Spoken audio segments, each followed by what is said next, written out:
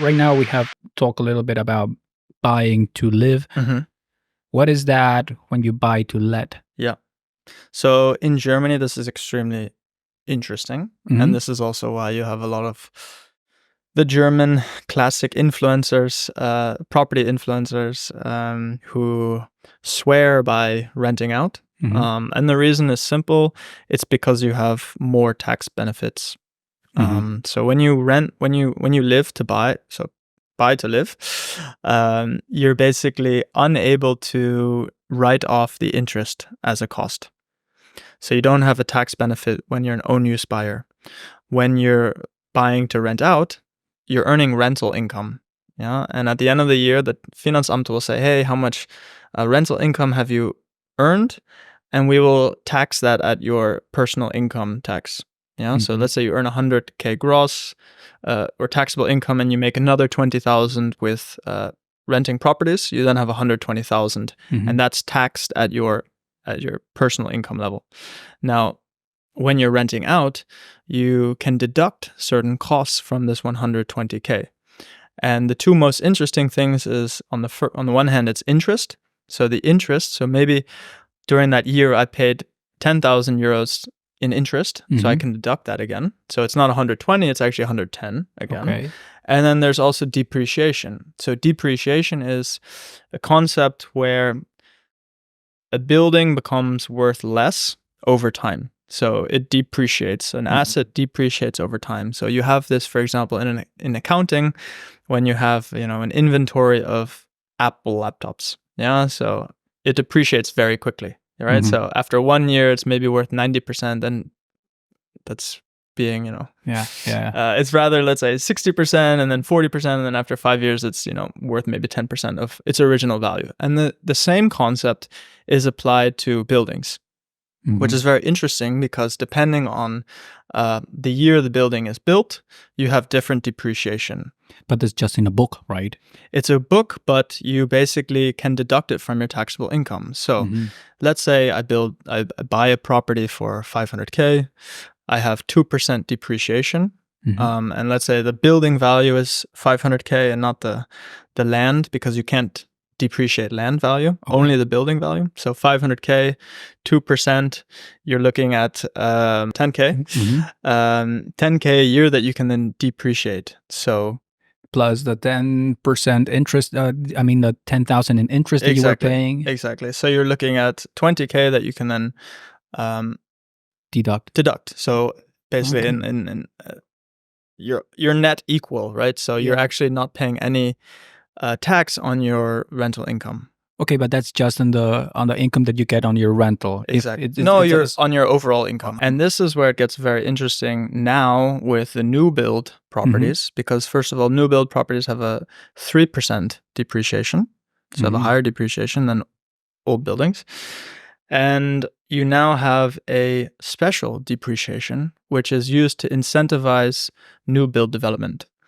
And this is the new company that we've created called InvestFriend, where we go and we search in the market. We look for projects that are eligible for special depreciation. Okay. Because the special depreciation is 5% depreciation per year in the first 4 years. Okay.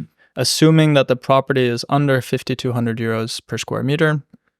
And so it's only subsidizing efficient new builds that are relatively low cost. So not luxury new builds, but only affordable new builds. And these new builds are typically within half an hour or an hour of major cities.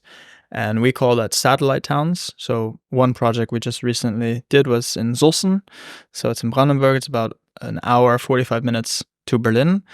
And the project, I think we sold it in about 3 months. So the main selling point is you have the tax benefit.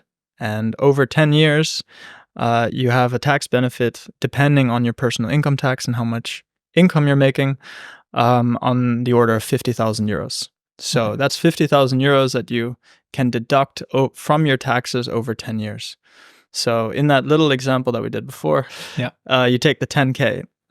But imagine that's just for, what did we say, 2%. Imagine it's 2.5 times that. So you're looking at 25,000 that you could deduct from your taxes.